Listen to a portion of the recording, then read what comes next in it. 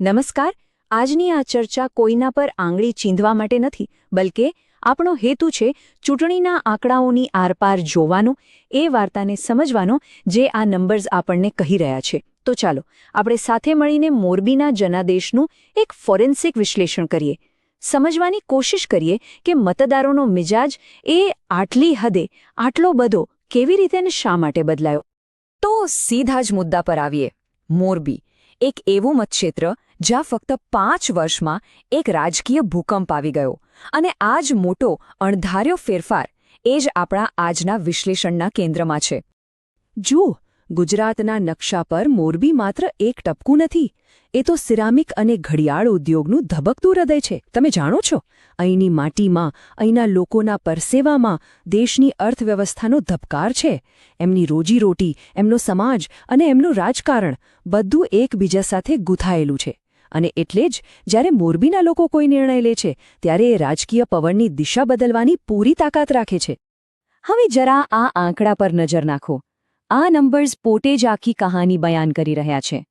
2017માં કોંગ્રેસ માંડ ખૂબ જ પાતળી સરસાઈથી જીતી હતી, અને એના ફક્ત 5 વર્ષ પછી 2022માં ભાજપે 32%થી પણ વધારેના માર્જિનથી એકતરફી જીત મેળવી.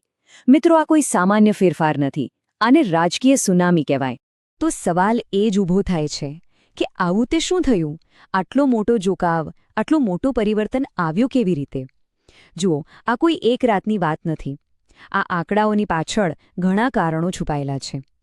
તો ચાલો એકદમ ફોરેન્સિક તપાસની જેમ એક એક કરીને આ કારણોના મૂળ સુધી જઈએ. યાદ રાખો, ચૂંટણીના પરિણામો ક્યારેય ફક્ત આંકડા નથી હોતા. એ તો લોકોની આશાઓ, એમની ચિંતાઓ અને એમના રોજિંદા જીવનના સંઘર્ષનું જીવંત પ્રતિબિંબ છે. એટલે જો આપણે આ આંકડાઓને સાચી રીતે સમજવા હોય તો સૌથી પહેલાં આપણે લોકોનો અવાજ સાંભળવો પડશે, એમની તકલીફોને સમજવી પડશે. આ હીટમેપ જુઓ, આ જાણે મોરબીના લોકોના મનનો એક્સરે છે. સૌથી ઉપર લાલ રંગમાં શું દેખાય છે? બેરોજગારી અને ધંધા રોજગારને થયેલું નુકસાન, અને એની સાથે જ પુલ દુર્ઘટનાનો એક ઘા જે હજુ રૂઝાયો નથી. લોકોમાં પોતાની સુરક્ષાને લઈને જે ગુસ્સો છે એ પણ સ્પષ્ટ દેખાય છે.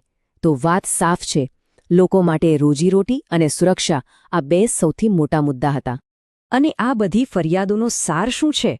એ આ એક વાક્યમાં સમાઈ જાય છે: અમને અમારી રોજીરોટી, અમારી સલામતી અને એક જવાબદાર તંત્ર જોઈએ છે.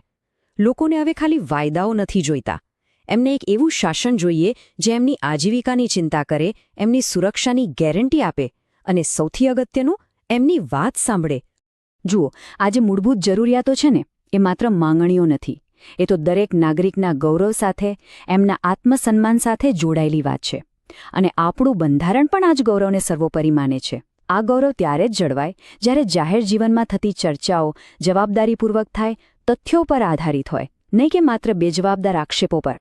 તો લોકોની ભાવનાઓ અને ફરિયાદો તો આપણે સમજી. હવે વાત કરીએ ઠોસ પુરાવાની.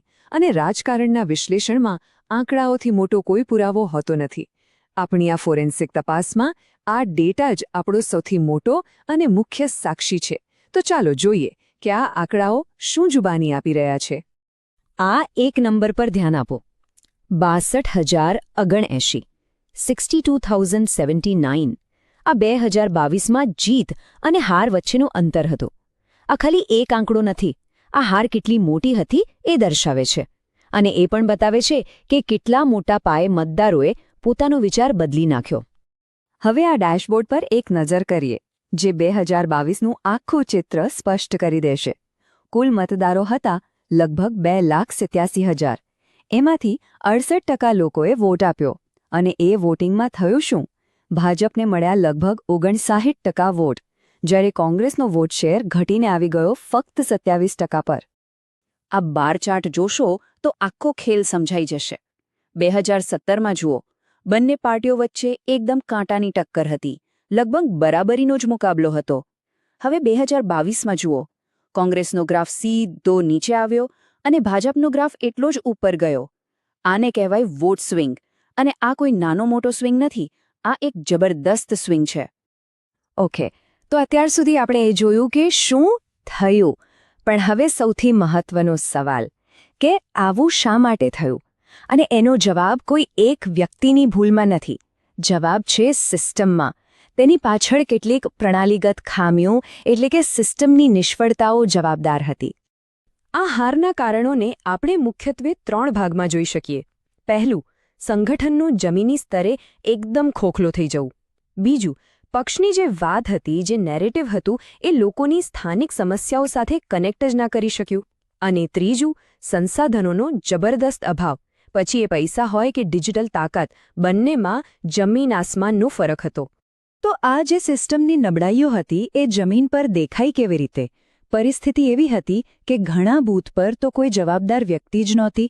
એમનો મોરબી પ્રથમનો જે મુદ્દો હતો એ ભાજપના રાષ્ટ્રીય મુદ્દાઓ સામે ટકી જ ન શક્યો. ડિજિટલ મોરચે, ખાસ કરીને યુવાનો સાથે જોડાવામાં તેઓ સાવ પાછળ રહી ગયા અને 2017 પછી કાર્યકર્તાઓનું મનોબળ પણ તૂટી ગયું હતું. ચલો, તો આપણે સમસ્યાનું નિદાન તો કરી લીધું, પણ હવે વાત કરીએ એના ઉકેલની.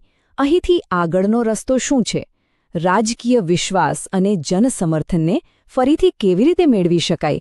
એના માટેની એક સ્પષ્ટ બ્લુપ્રિન્ટ પર હવે આપણે નજર કરીશું. જો આ કોઈ હવામાં બનાવેલી યોજના નથી, આ એક ટાઈમ બાઉન્ડ એક્શન પ્લાન છે. ચૂંટણીના 90 દિવસ પહેલાંથી કામ શરૂ કરવું પડે. D90 થી D60 બૂથને ફરીથી મજબૂત કરો, ઉમેદવારની છબી પર કામ કરો. પછી D59 થી D30 વોટ્સએપ અને નાની નાની રેલીઓથી લોકો સુધી પહોંચો. D29 થી D7 કાર્યકર્તાઓની ફોજ ઉતારી દો, ગેરંટી કેમ્પ લગાવો. અને છેલ્લા અઠવાડિયામાં સ્થાનિક નેતાઓને કામે લગાડો અને સોશિયલ મીડિયા પર ધમાકો કરો. દરેક સ્ટેપ, દરેક દિવસ મહત્વનો છે. આ આખી વ્યૂહરચનામાં એક બહુ જ રસપ્રદ અને અસરકારક યુક્તિ છે: વોટ્સએપ પોડ્સ. હવે આ શું છે? આ કોઈ રેન્ડમ વોટ્સએપ ગ્રુપ નથી. આ એકદમ નાના, હાઇપર લોકલ ગ્રુપ હોય છે, જેમ કે ખેડૂતોનું અલગ, કારીગરોનું અલગ, મહિલાઓનું અલગ. અને આ ગ્રુપ્સમાં દરરોજ એમને જ લગતા મુદ્દા પર, એમને જ મળતા લાભો વિશે સીધા અને ટાર્ગેટેડ મેસેજ મોકલવામાં આવે છે. પણ હા, એક વાત ખૂબ જ મહત્વની છે. જ્યારે આપણે આ રીતે ડિજિટલ માધ્યમોનો ઉપયોગ કરીએ ત્યારે લોકોની પ્રાઇવસી અને એમની સંમતિ એ સૌથી પહેલાં આવવી જોઈએ. દરેક મેસેજ કે કમ્યુનિકેશન એમની પરવાનગીથી, પૂરા આદર સાથે અને કોઈ ચોક્કસ હેતુ માટે જ થવું જોઈએ. આ ખાલી કાયદાની વાત નથી, આ એક નૈતિક જવાબદારી છે, ખાસ કરીને નવા ડેટા પ્રોટેક્શનના નિયમો હેઠળ. તો વિશ્વાસ પાછો કેવી રીતે જીતવો? એના માટે 4 મોરચે એકસાથે કામ કરવું પડશે. હાઈકમાન્ડે બૂથ કાર્યકરો માટે સંસાધનો આપવા પડશે અને નિયમિત રીતે સ્થાનિક નેતાઓને મળવું પડશે. ઉમેદવારે નેતા નહીં પણ જનસેવક તરીકે સતત લોકોની વચ્ચે રહેવું પડશે. સેવા કેમ્પ કરવા પડશે. સંગઠને સમાજના યુવાનો અને મહિલા સંગઠનો જેવા નવા જૂથો સાથે જોડાણ કરવું પડશે. અને ડિજિટલ ટીમે ખોટી માહિતી અને અફવાઓને રોકવા માટે એક ફેક્ટ ચેક ટીમ બનાવવી પડશે. તો ચાલો હવે આખી વાતને એક મોટા કેનવાસ પર જોઈએ.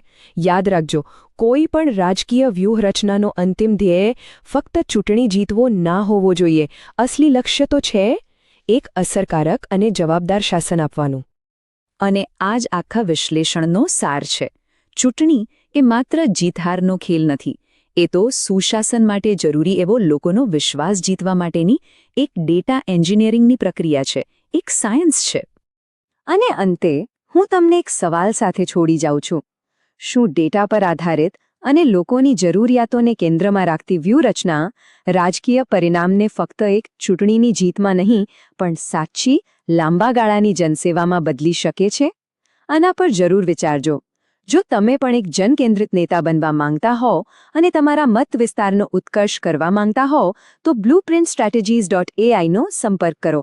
mgr@blueprintstrategies.ai પર અથવા ફોન કરો 08042041602. રાજનીતિથી પરેનો ઉદ્દેશ્ય.